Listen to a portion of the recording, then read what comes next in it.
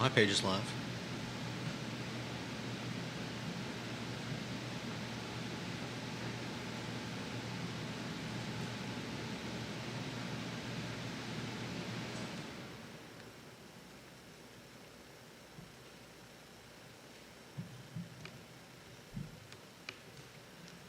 Group is live. All right, guys, we're going to get started here. ILC is live. YouTube. We're getting the streams up and running, the Friday edition of the show. It's gorgeous out there. Busy week for this community when it's come to content. Take a look at the screen for the headlines we're going to cover today. Do us the favor of hammering the like button.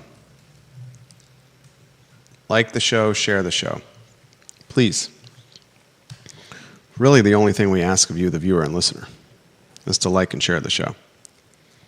The Brian Weimer interview from yesterday was pretty fantastic, I thought. He's definitely a dynamic figure, and I enjoyed hearing what he had to say as well. We'll see if we can I got a lot of positive feedback on the Brian Weimer interview. We'll see if we can get him back here. Been in the community for nearly 30 years, Brian Weimer. Seen a lot of phases of Charlottesville Brian Weimer.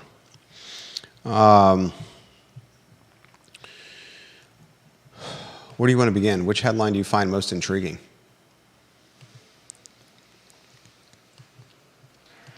I think that it's appropriate that we've finding out about these Rockingham threats just after we were talking about a Florida sheriff deciding to out young people who are making school threats, and there is a lot of that going on.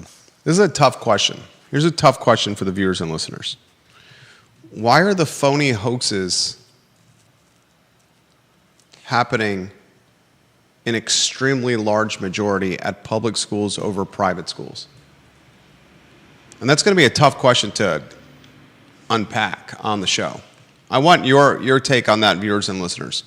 Why are these hoax threats, these bogus school threats, these BS threats happening in extremely large majority in private school, in public schools and not private schools? Do you have an answer to that? I do. Ginny Hu, I'm very curious of your take on that, Ginny. I respect your opinion tremendously, Ginny Hu, especially on the education piece, Ginny, on all topics, especially education.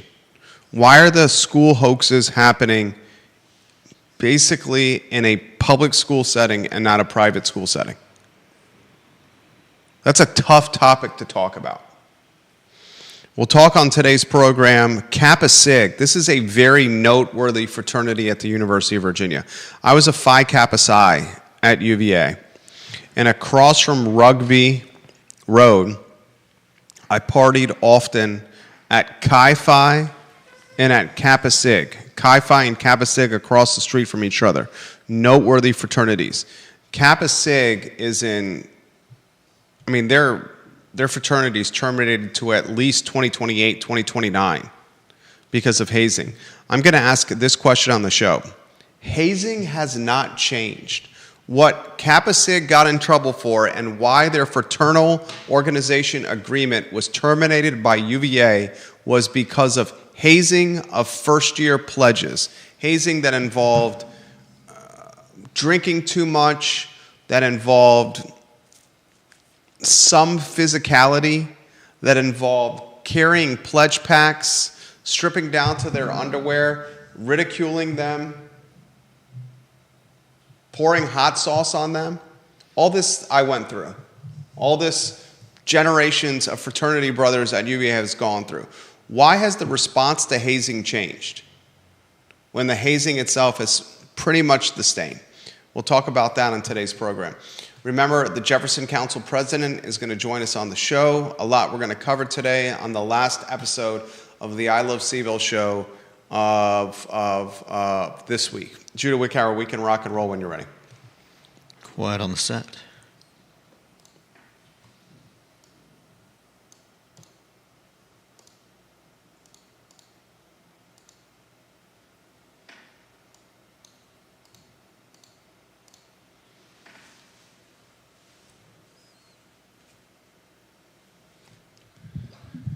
Good Friday afternoon, guys. I'm Jerry Miller. Thank you kindly for joining us on the I Love CVille show, the last show of the week. A lot to cover on the program. It's been a great week of programming for the I Love CVille network. Content has been diverse, eclectic, and I think thought-provoking. A lot I want to cover on today's program. We will talk on today's show about hazing at the University of Virginia.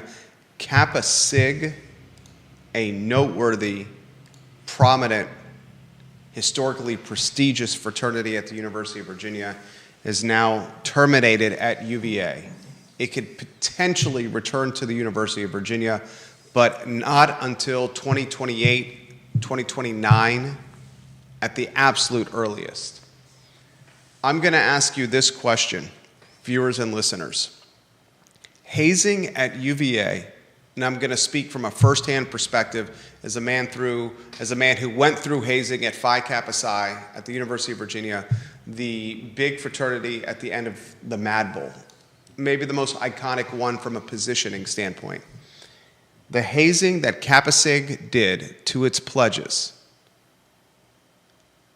is the same hazing that I went through 20 years ago as a goat or pledge at Phi Kappa Psi.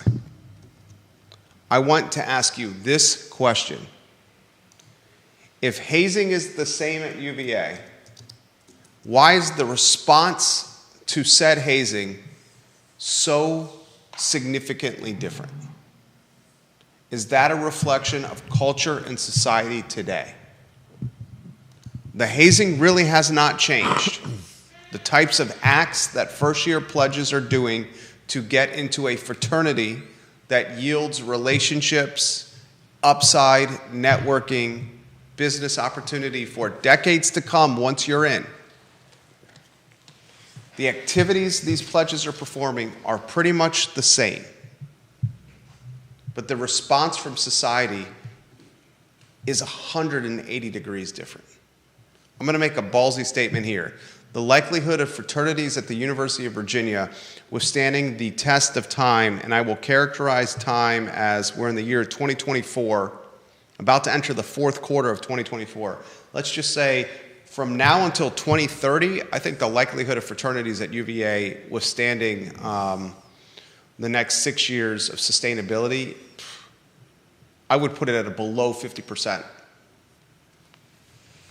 At what UVA is today, at what Jim Ryan's University is today.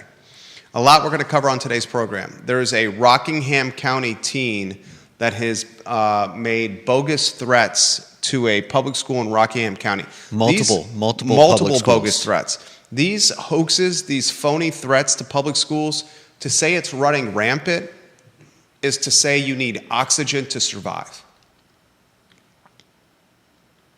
They are out of control right now. We talked on Wednesday's show, a sheriff in Florida is doxing the preteens and teens who are making those bogus threats, putting their name, their picture on the social media channels of the Florida police chief's jurisdiction. What can we do about this? And I'm going to ask a follow-up question.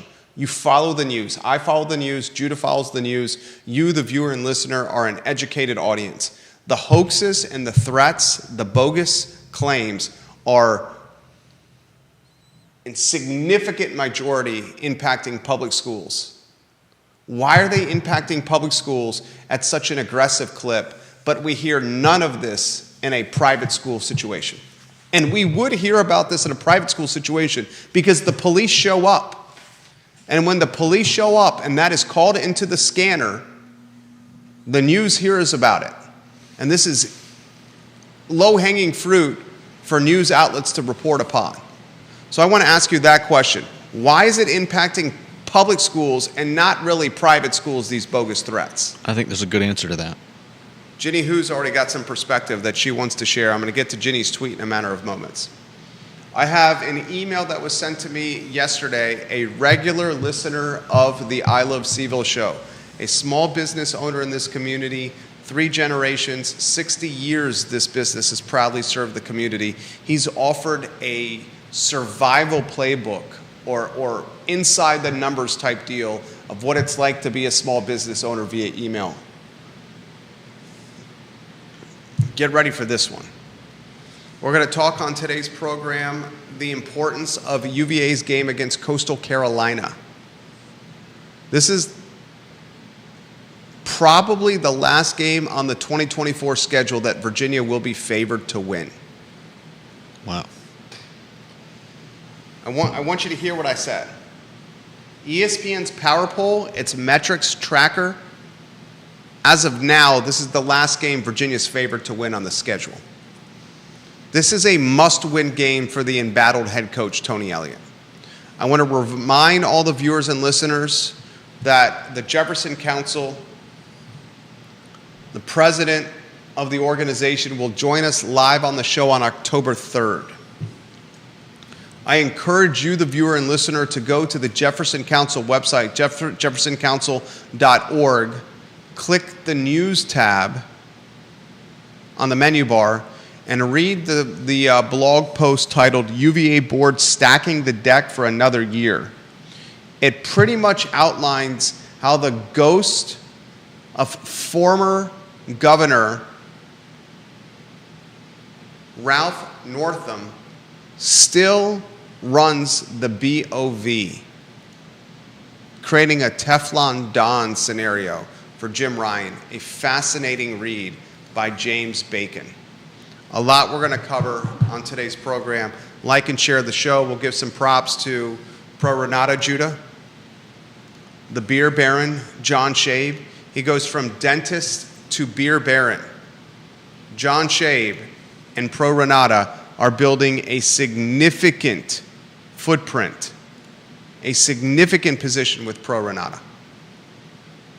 Their Crozet location has been a destination for my family and many other families.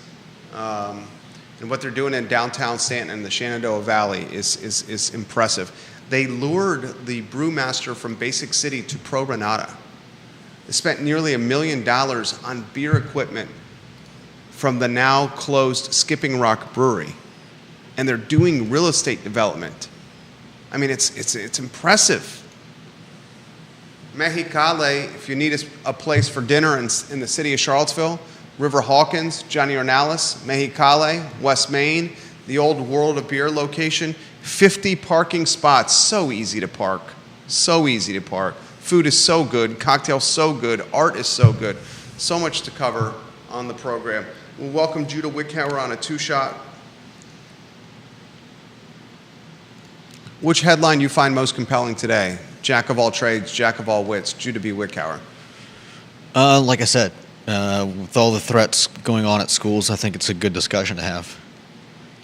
And I think you've raised an interesting question in why we don't see this type of behavior, this type of problem happening as much in private schools as public schools. Please subscribe to our YouTube channel. Follow us on YouTube. Just search Jerry Miller Now on YouTube. Subscribe to our channel. We love when you watch there. We love when you offer comments there, watch there. So who, what, when, where, why of Rockingham County. Another one in the area. Rockingham, not quite in Central Virginia, but in the area. Remember earlier this week, a 6-year-old came to Orange County Elementary with a loaded handgun. Mm-hmm. Set the stage for Rockingham County.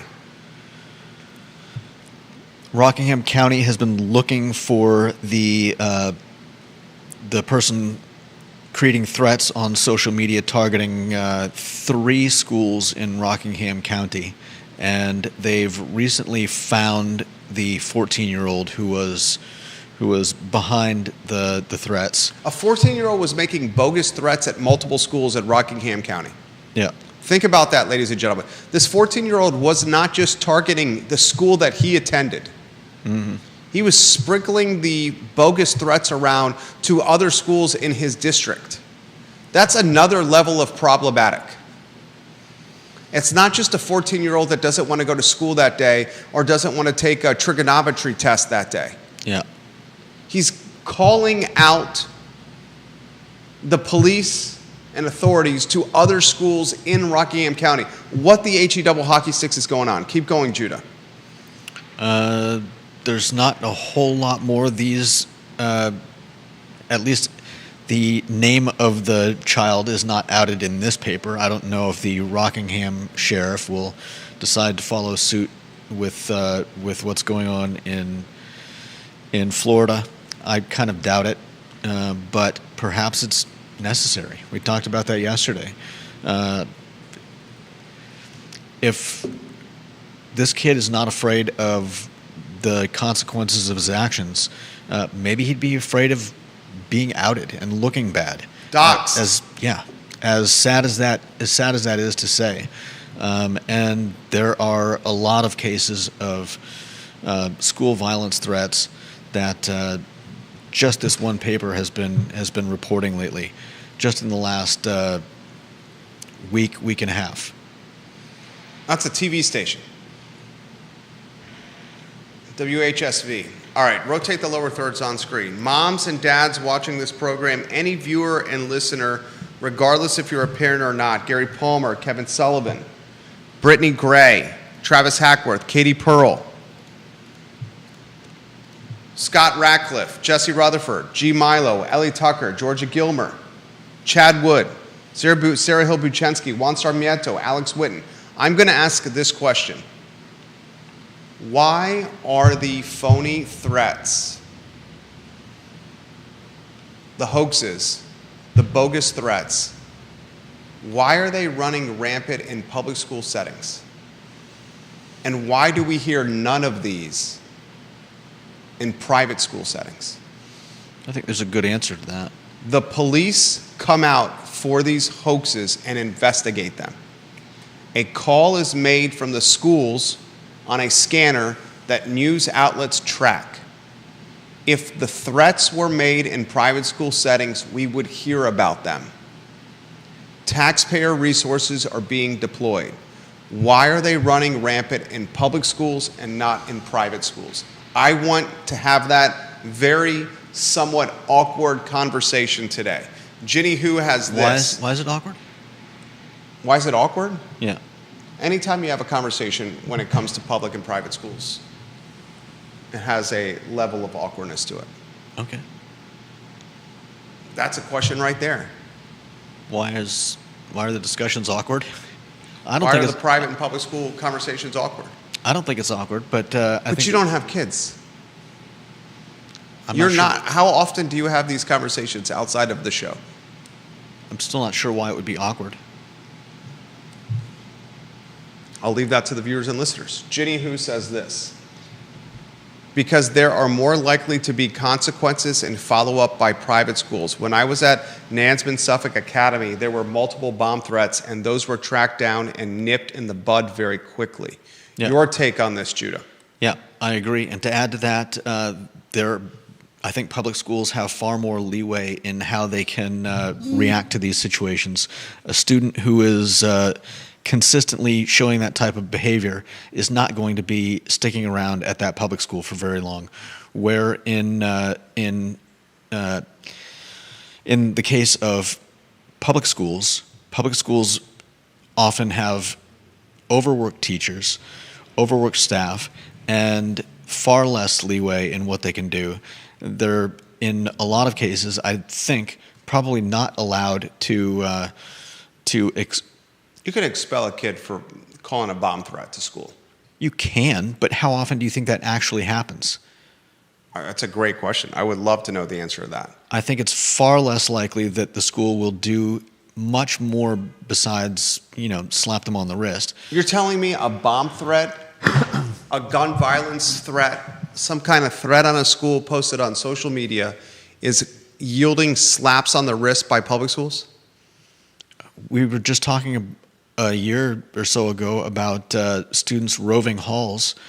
If we think that's an event that doesn't happen anywhere else, I think you're crazy. I think that. And follow up to that story, last fall, when the first principal quit mid-year at Charlottesville High School, and when friend of the program Kenny Leatherwood took over as the interim principal at Charlottesville High School and was the Morgan Freeman Joe Fields, he said he was going to boot the kids from school. He said, we will rule with iron fists here. Yeah. And we will boot them from school. And that's how we got law and order back in play. And before he came in, they weren't doing that. And I think a lot of schools are probably the same. I don't know that they have actively roving bands of kids at all times, but I'm sure it happens. And I think it just illustrates the fact that there's often very little that a school, I don't know if it's can or will do about that type of behavior. And to add to that, if you've got students that have, are repeat offenders, students have to continue to go to school. If there's any repeat offender of a bomb threat, shame on the school. Certainly. But a student needs to go to school, right? I don't think a student needs to go to school. What happens to a student that gets expelled? You go to an alternative school. Like I said, and a student has to go to school. And if you do a bomb threat at an alternative school, like the kid that had the gun next to Buford in the alternative school, was it Pathways? New Pathways? Yeah, it was just like three students there, right? Yeah. If that kid is still in the alternative school and he brought a loaded gun to his last chance resort and he's still there, shame on New Pathways. Where do they send them after there's nowhere else to send them?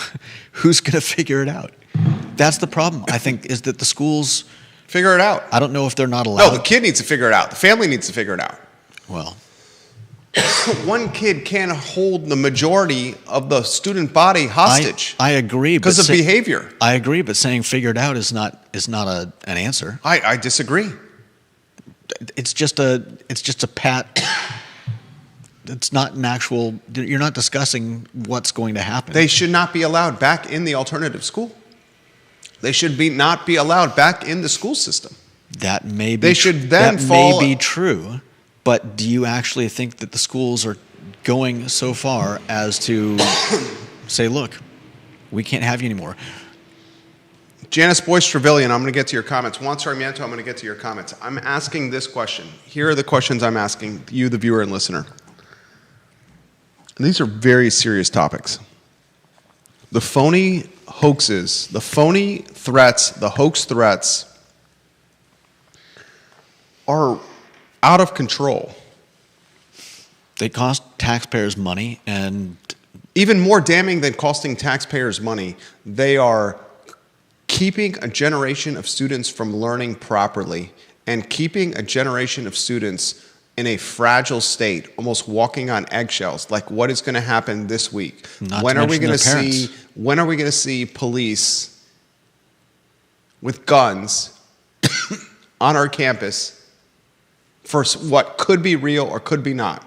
Yeah. And the scariest thing about this is the hoax threats marginalize the response or impact the response if it's actually a real threat. I was just going to say, thankfully, I don't think we've had a situation where cops were at one school for a threat when an actual shooter was at another school and they'd lost time or could have been there, could have saved lives.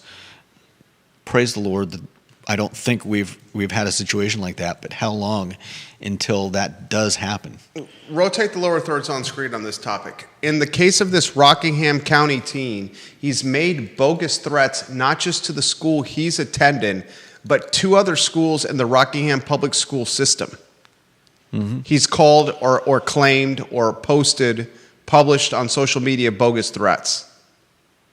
They finally tracked him down. That's a different level of different level. I'm going to cut to the chase. That's a different level of criminal. Doing it at the school you attend and then doing it at other schools that you're not attending is a different level of criminal.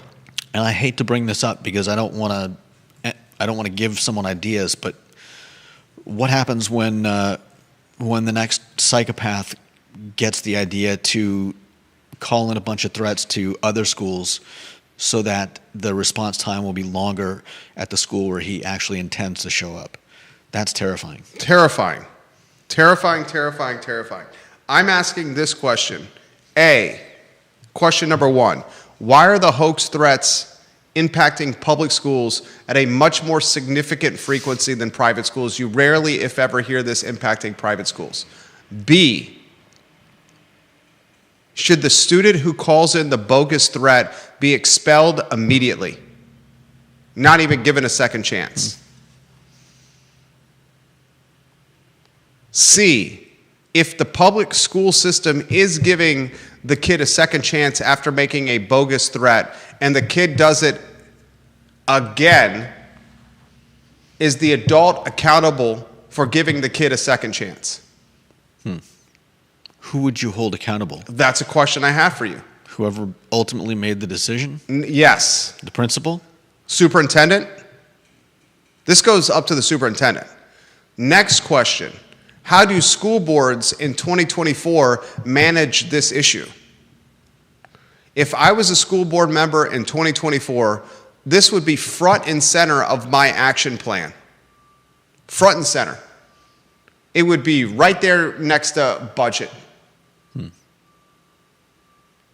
A lot to uncover, a lot of topics, comments coming in. Sarah Hill Buchensky, SHB. Her photo on screen. I respect Sarah Hill Buchensky tremendously. Mother of 2.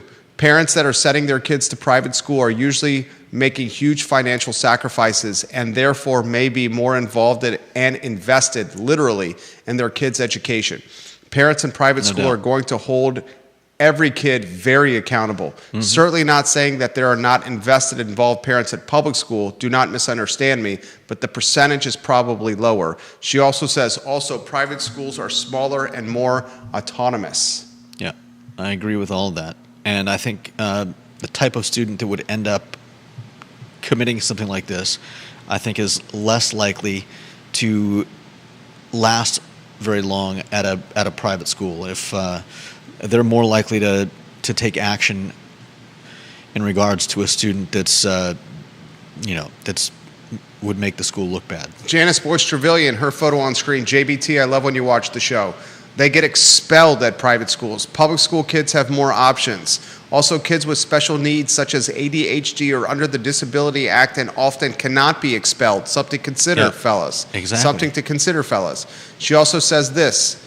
My daughter's life and other kids were threatened in 1999 in Maryland. The child could not be expelled. He was protected under the Disability Act. He went to alternative school for 1 semester and then was readmitted without notifying us, the parents, the next semester. We paid for a lawyer and lost our case. The best the school could do was keep him out of the hallways at the same time as my daughter and the other kids who we threatened. She was a graduating senior and had been in this school system for 12 years and wanted to graduate with her friends. It was a terrifying situation for our family. Yeah. See, sometimes they just can't do anything about it. Juan Sarmiento, his photo on screen. Expelling a student is a long process that strains the resources of the already overworked public school employees.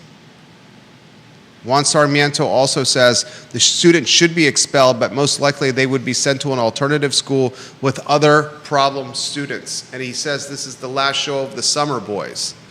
Vanessa Parkhill watching the program. Her photo on screen, Queen of Earlysville.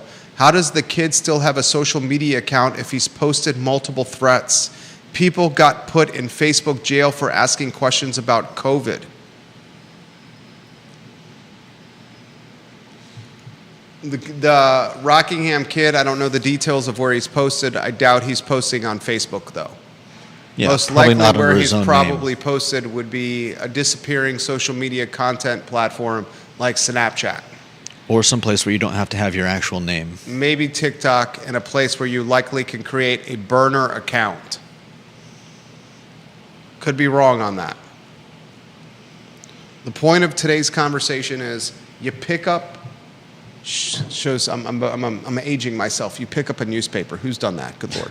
You log onto a news website, and this is the dominant headline. You can't get away from this headline.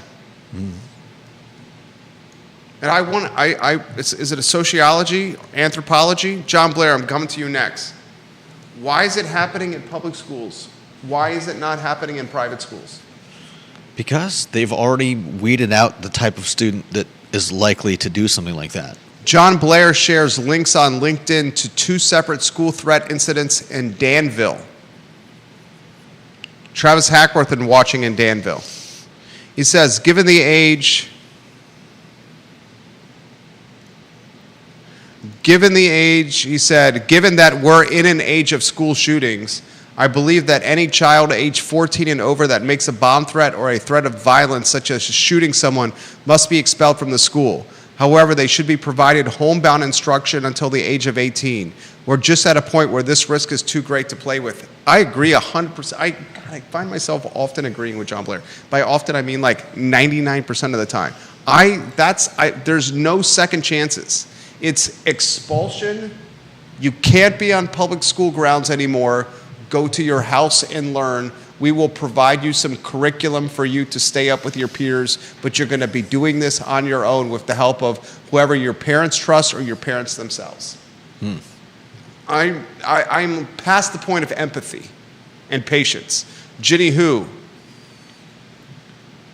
any male student who did that at Nansemond Suffolk Academy got shipped off to Fork Union Military Academy.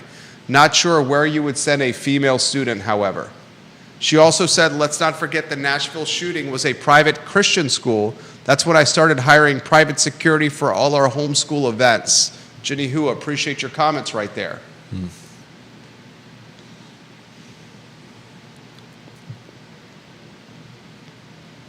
The Rockingham headline is disheartening, where the teenager's doing it to not just the school he's attending.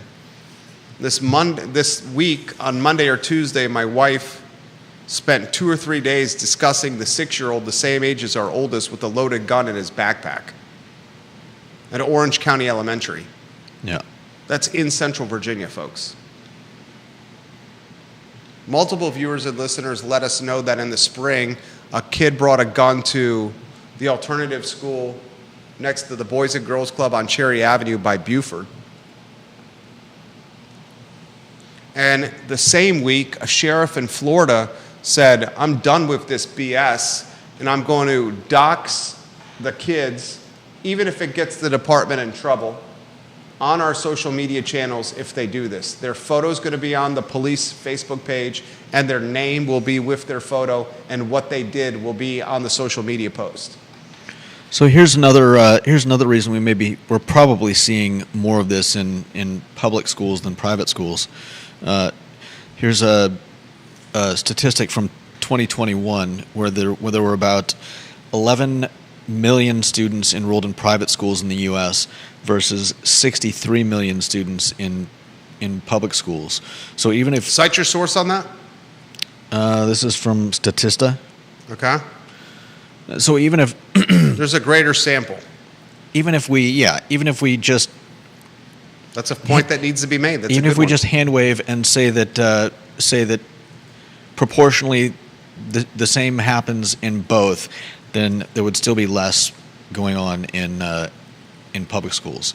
And as our viewers have said, private schools have more leverage and leeway in either getting kids with bad behavior to straighten up and fly straight, or getting kicked out. Whereas oftentimes public schools just have to put up with a student like that. And before we get off this topic, I'm going to ask this question, okay? Why have we not seen this topic on the agendas of school boards locally? Why haven't we seen this topic as a talking point with those in attendance at school board meetings? You don't think school board members would shy away from the divisive nature of something like this? Why would they shy away? Help me understand why. Because Kevin Higgins, why? SHB, why? I think a lot of them would have a hard time saying, "Hey, these are the things these are things that we're going to punish with expulsion, no questions asked." And I think they'd get a lot of pushback. They would get pushback? Yeah. You think the moms and dads of public school students would push back on their elected officials for protecting their kids? Yeah. This isn't book banning. This isn't, I'm DEI. This is keeping kids safe. I agree. I don't think you'd get pushback. I think they would. Viewers and listeners, would you, if at an Albemarle County School Board meeting, the school board members said these are going to be the new punishments and R&R, rules and regulations, for phony and bogus threats and how we're going to handle them? If any kid is caught making a threat, he is automatically expelled. I think you'd get some pushback. I'm not saying that's right or wrong. What? I'm just saying that I think you would get some pushback.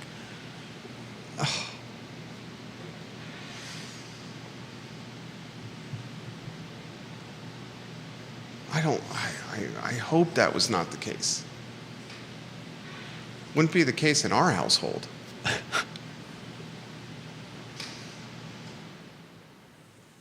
Good. I'm at a loss for words with what you just said there. That people in this community, parents in our community, would push back on school board members who have stringent or stronger punishment for students that call in bogus threats? That's the 2024 world we're living in now? Shame on people that want to punish kids for threatening violence at schools? That's what you're saying. I can't believe you're surprised. Again, we were talking about kids threatening violence in schools, not in quite the same way, but wandering the halls looking for fights, hitting teachers. How many of them do you think were seriously punished? I can't believe I'm saying this here. Wandering the halls unchecked and looking for fights, like what happened this past fall at Charlottesville High School, is actually a ladder rung lower in criminality than these hoax, bogus threats on the school in totality. The 30-some students that were running unchecked at Charlottesville High School were undoubtedly creating a negative quality of life for the school, but the school still ran. The hoax, bogus threats puts the school on ice and keeps it from running and creates a police logjam of resources. Mm-hmm. The hoax, bogus thing is, in my eyes, way more criminal. I don't necessarily And really, I didn't even want to say it, what you said, and I've been thinking 100% what you said, and I didn't want to say it of like, calling the bogus threat over here and the real threat happens over there. That's effing terrifying. And that's something I've been thinking about 100%. Yeah. It's like, don't even want to go down that hole. Mm-hmm. John Blair, it's important to note that homebound instruction includes a teacher who comes to the home once or twice a week to assist the student. This isn't denying anyone education, but I am sorry, ask yourself this. If a kid makes a threat and you let them back in school and God forbid they kill or injure another student, how do you live with yourself as a school division? That's the point I'm making. If you offer patience and empathy and sympathy in a second chance to a kid who makes a threat, and he comes back and does it again, don't you have to hold the adult accountable? It was like in Northern Virginia. Ginny, who can help me with this? Ginny, who can help me with this? Other parents watching the program can help me with this. There was a school in Northern Virginia where the superintendent allowed a trans, it was a female student that was identifying as a male. That student then raped another female student. And then that student was given a second chance in that school system and did it again. It was a woman who identified as a man? A female student who identified as a man was allowed to use women's restrooms. Wouldn't that have been a man identifying as a woman? Thank you. You're right. That's what it was. Didn't make sense. That's Okay. what it was. Yeah, I was going to say, how did a woman? Thank you. Thank you. It was a male student identifying as a woman Yeah. was able to use the women's restroom, raped a female student, was apprehended, and then was given a second chance by the school system, and did it again. Someone shared the link. That's terrible. Someone, that is an actual story that happened. Ginny Hu would be able to share that link with me if she's watching in real time here. Any of the viewers and listeners, I can't Google that right now because I'm doing a talk show, but that literally happened. SHB says, wouldn't metal detectors alleviate all of this? That's why I get back to the statement I made yesterday about how would metal detectors alleviate because threats? If you have the metal detectors in place, you're able to cross-check the threat much easier. Like, how is the violence going to get in, the threat going to get in, the bomb going to get in if there's a detector at the front of the school? That's the point she's making. And after I made my claim about the metal detectors, remember I said, you walk through a metal detector at Scott Stadium, you walk through a metal detector at the John Paul Jones Arena, you walk through a metal detector at the Charlottesville Albemarle Airport, you walk through a metal detector at Davenport Field, you walk through a metal detector at the hospital, and Judah, you walk through a metal detector when you buy your lingerie for your special lady at Victoria's Secret. It's not a metal detector. No, it was for comedic relief at the time. Juan Sarmiento said, Jerry, that's not a metal detector. But detecting the underwires in the bras. Multiple other parents said, you also walk through metal detectors at all these other places. I want you to think about this. How many times minors walk through metal detectors all the time when they're not in school? They're walking through metal detectors at Charlottesville Public Schools at athletic events that are 250 people or more. That's the new rule. Yet, we have a big fuss about putting them at the schools. They're doing it everywhere. Everywhere. But they're not doing it at the place where there is the greatest density of people in one location at their most frequent part of their life. And have been places where these things often happen. The violence. You push back on me on that. You push back on me on that because you're creating a path to prison environment is what you basically said. I didn't say that I think that. I said that a lot of parents would likely think that. Maria Marshall Barnes, I agree holding students accountable and support immediate expulsion. Vanessa Parkhill says, how about clear backpacks before metal detectors?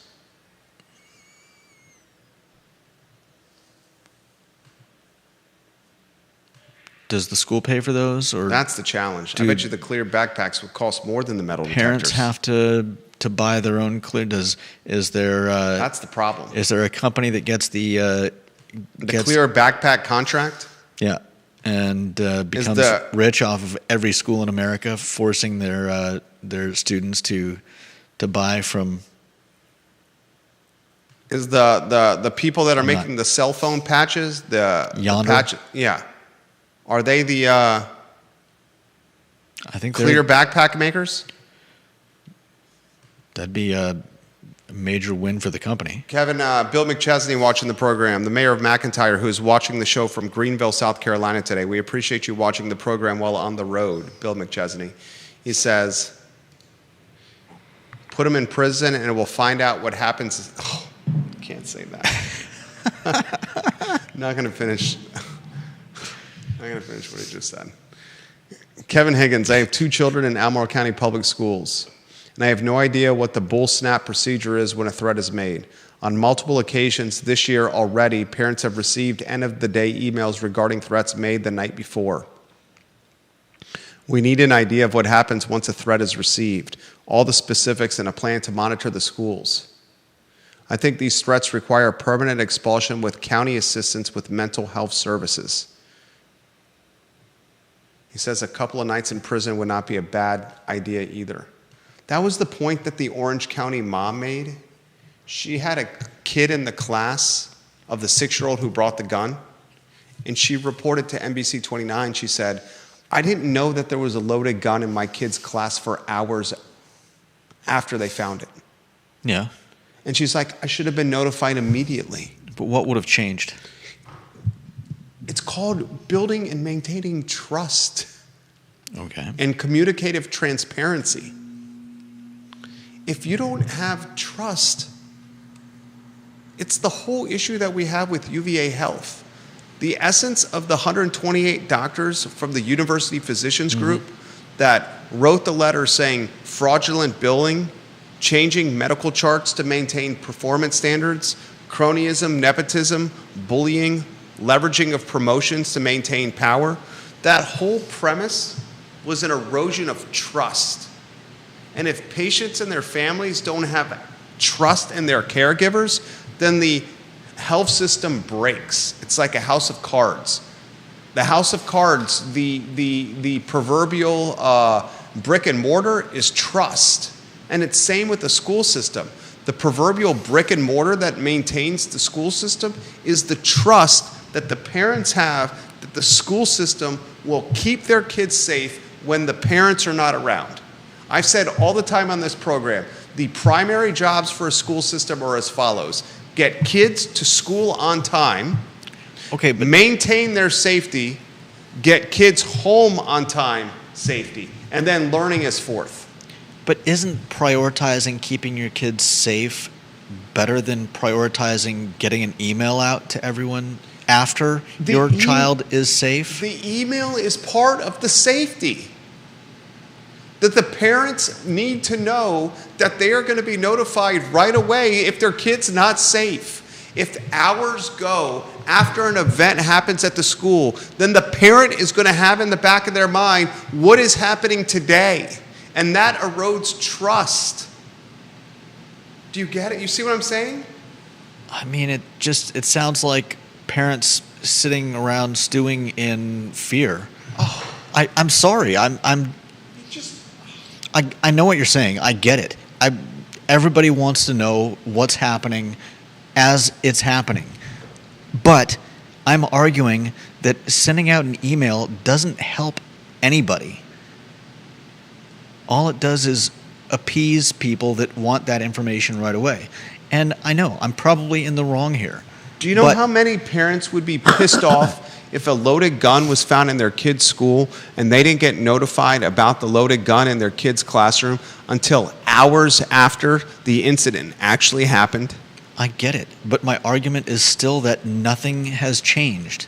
There, at no point could the parent have done something to affect the situation. It was already over. We're going to have to agree to disagree on this one. Because that lack of communication would erode my trust in said school.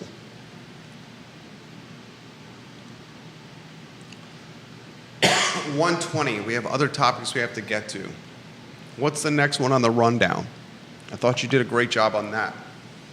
What's the next one, J-Dubs? Kappa Sigma. All right, I'm going to ask a very straightforward question. I was a Phi-Site UVA. I pledged. I was hazed. I went through Hell Week, a semester of pledging, all for the rite of passage of being a fraternity brother at an iconic fraternity that created networking, business upside, parties, girls, live music, memories. From my standpoint, a half semester of hardship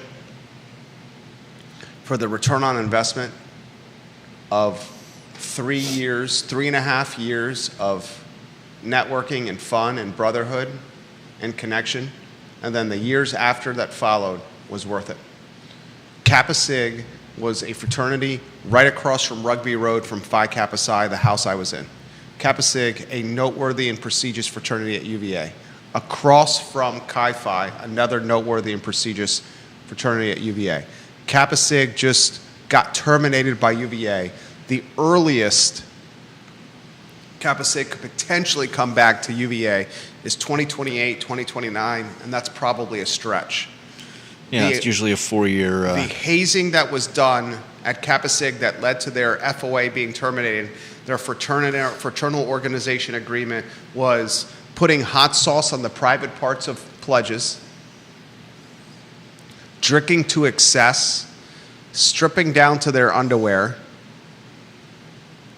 having to have a pledge pack that included cigarettes, nicotine patches, condoms, and 5-hour energy drinks in them. Yeesh. Getting spanked, ridiculed, kept up for long hours without able to sleep. I mean, effing hazing. They got hazed. It was hazing. This is the exact same stuff that I went through. I went through way worse than this. I'll cut to the chase for you. Swallowing live goldfish, we did 7 of them. Slept out in a barn, we were goats. Slept outside in a barn, slept in a barn on some farm we had no idea. We were picked up on Rugby Road, blindfolded, thrown in the back of a van, and dropped off in a farm in a barn somewhere. I have no idea where it was. Blindfolded, had to stay there for a week, slept there outside in the freezing cold. Like, worse than this. This is the question I have for the viewers and listeners.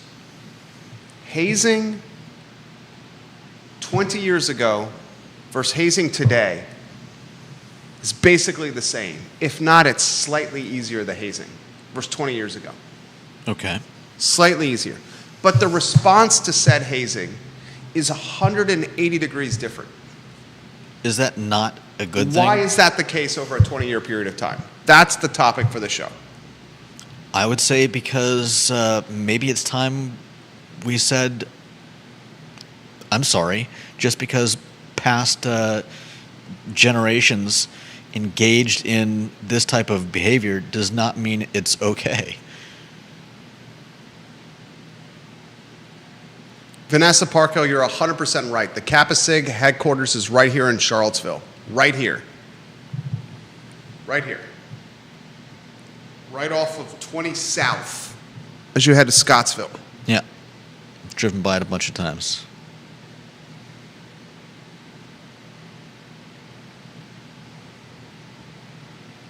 Some of those things can kill people, and sometimes they have. Sometimes they have. I mean, we're just talking about what is okay. Is it okay to leave a student in a school who's been creating threats? Is it okay to allow organizations like fraternities to endanger students' lives just The because? student chooses to enter into that world. And so, how long before some fraternity gets the bright idea to create a what would you call it? Here, sign this, sign off on. I know what I'm doing may cause bodily harm, injury, A waiver. or death. Yeah, Fraternities should probably do that. that would at least protect them That's a genius idea. in a court of law. It might. a genius idea the waiver should do that. It probably still wouldn't protect them from getting their charter removed, but it might legally protect the leaders of the fraternity who were. I was social chair Involved. and rush chair, and philanthropy chair. I remember the president always worried about liability. Always. And wisely so. When you're Always worried when about you're having liability. people swallow live goldfish, you know that somebody could die doing that. Like there's a guy that swallowed a slug, and 7 of them straight. slugs or goldfish. Goldfish, 7 straight. They don't go down easy. I'm serious. First-hand perspective. Oh man, I hope you're not defending this type of act. I'm asking the question. I know. It's a topic for a talk show. The hazing hasn't changed. Right? That's like But the response to the hazing has. yeah.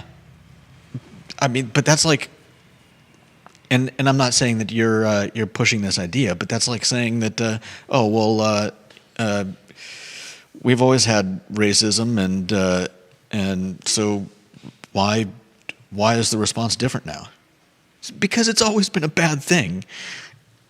I'm We're just- asking the question. Pointing something out. I understand. SHB.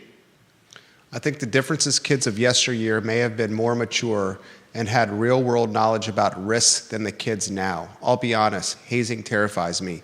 Kids die when they drink too much, and no one is in capacity to help. Literally, kids' frontal lobes aren't fully developed yet. Yeah. Bill McChesney. When I was a teenager, there were certain unsafe events that happened outside of school that were out of any adult's hands. Some of these were lucky to survive. It was not hazing. The reason older people seem wiser is because we have run out of stupid things to do. Kevin Higgins. I was going to have fish tonight for dinner. I love that. I was going to have fish tonight for dinner. 86 that. Thanks a lot. Maria Marshall Barnes. I cannot imagine wanting my son to do this. I would be so upset. My parents were not happy. My brother followed my footsteps and pledged the same fraternity. Stacy Baker Patty. People die being hazed. Maybe it should stop. Kind of like wearing seatbelts prevent death and automobile accidents. Vanessa Parkhill. I'm not a fan of some of the drinking associated with hazing. Too much can go wrong with that. At the end of the day, people sign up for this. It's not like it's a requirement to attend the university. Yeah. I lean toward your side on this one, Jerry. I'm not trying to make a side here. I'm just pointing out something that I've observed.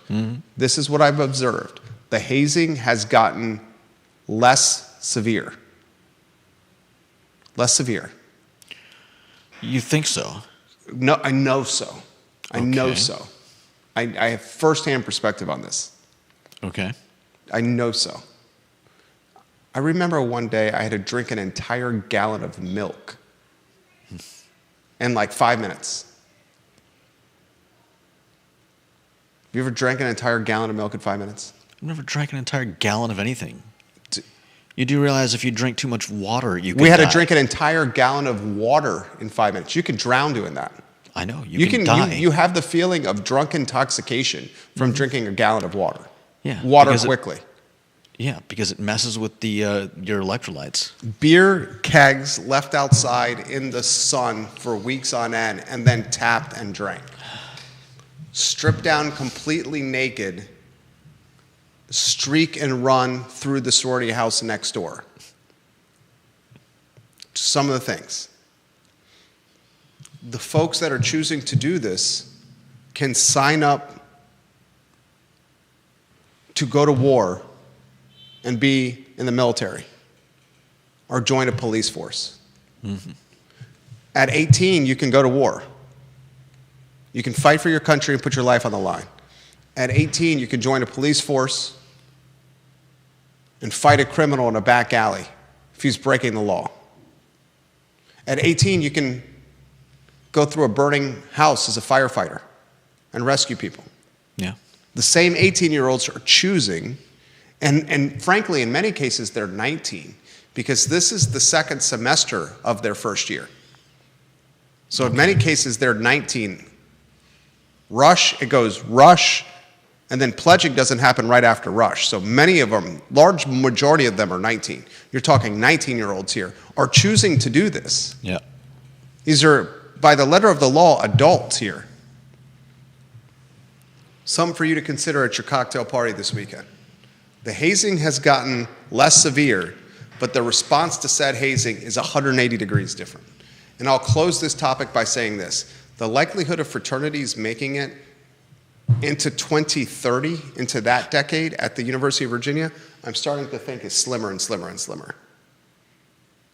I mean, and Judah made the point, maybe what it is, hey, we're not a fraternity. We're just a group of 40 guys that live in one house. And the new guys that want to live in our house and rent a room from our house have to sign this waiver that says you're going to go through this SHIT and you're not going to hold us accountable if anything happens to you. Imagine if you had to go through that kind of stuff. Same waivers is signed with the military.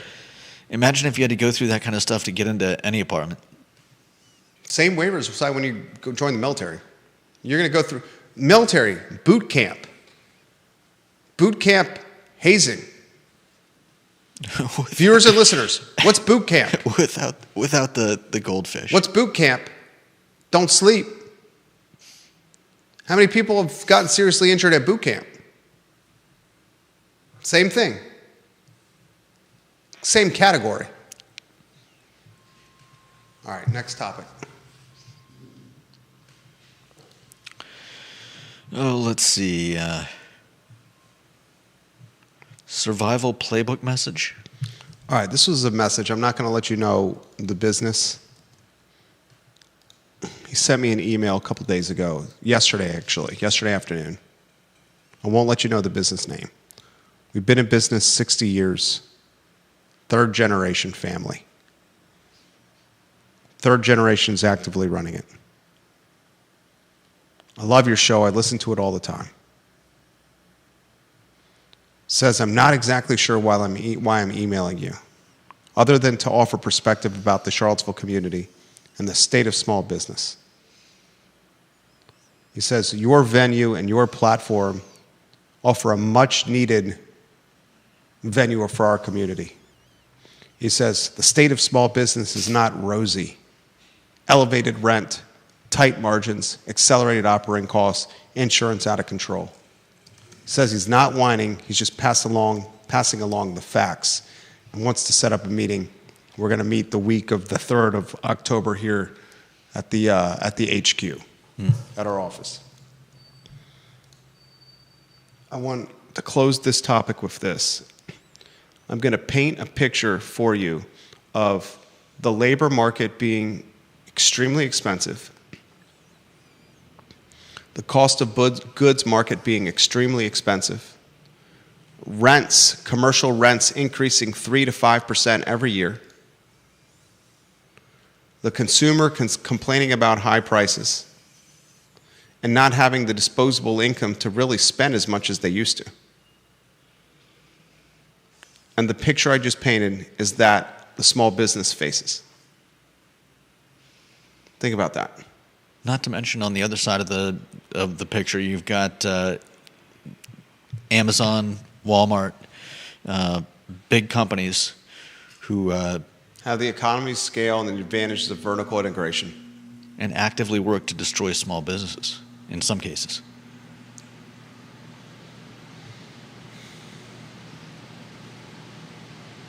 There it is. Any other topics we got left?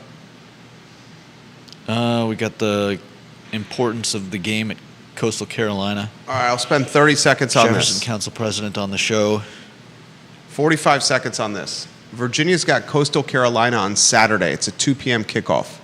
Virginia's a 3-point favorite. This is the last game on the schedule that ESPN has said that Virginia will be favored in. The last one on the schedule that Virginia is favored in as of right now. Virginia's 2-1. Coastal Carolina is 3-0. Coastal Carolina is selling this game out. This is a must-win game for Virginia. And this game is a must-win game for the embattled head coach, Tony Elliott. His first 2 years on the job, he's only won 3 games each year. This is his 3rd year. If he posts another 2 or 3 win season, I don't think there's going to be a 4th. And I'll close with Thomas Neal, the Jefferson Council president, will join us. What day is it? 10/3, October 3rd. October 3rd, the Jefferson Council president will join us on the show. Check out their new website, the Jefferson Council's. Click the news tab. And if you want a fascinating read, check out the blog post titled UVA's Board Stacking the Deck for Another Year. I find it fascinating. That's the Friday edition. There's a lot going on this weekend. What's that? There's a lot going on this weekend. Why, you want to spend 30 seconds highlighting that? Sure.